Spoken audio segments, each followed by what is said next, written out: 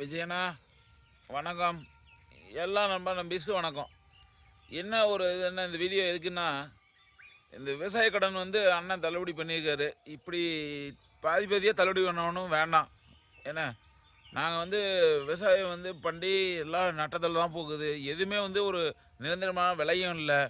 அதுக்கு தான் நாங்கள் கூட்டுறவு வங்கியில் கடன் வாங்குகிறோம். சரிங்களா? இதை வந்து எல்லா வீடியோவும் ரீச் பண்ணுறீங்க. விஜயண்ணா கண்ணுக்கு படுறவர்களும் இதையும் முடிஞ்ச அளவுக்கு ஷேர் பண்ணி விடுங்க. நான் ஷேர் பண்ணுங்கன்னு சொல்ல மாட்டேன். முடிஞ்ச அளவுக்கு ஷேர் பண்ணி விட்ருங்க. சரிங்களா? விஜயண்ணா கண்ணு படுறவர்களும் இப்படி பண்ண வேண்டாம்ண்ணா. ரொம்ப சிரமமாக இருக்குண்ணா. என்ன யாரும் வந்து வேணும்னு போய் கடன் வாங்க போகிறதில்ல. என்ன ஒரு வெள்ளாமை பண்ணால் அதில் லாபம் வரணும்.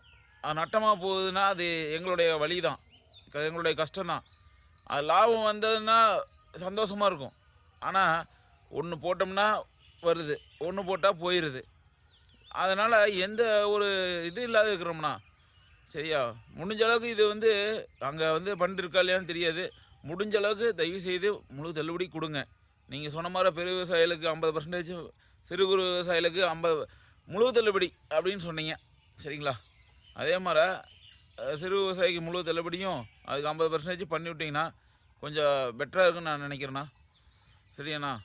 கொஞ்சம் பாருங்கள். என்ன முடிஞ்ச அளவுக்கு இந்த வீடியோ ஷேர் பண்ணுங்க நண்பா. நன்றி நண்பா.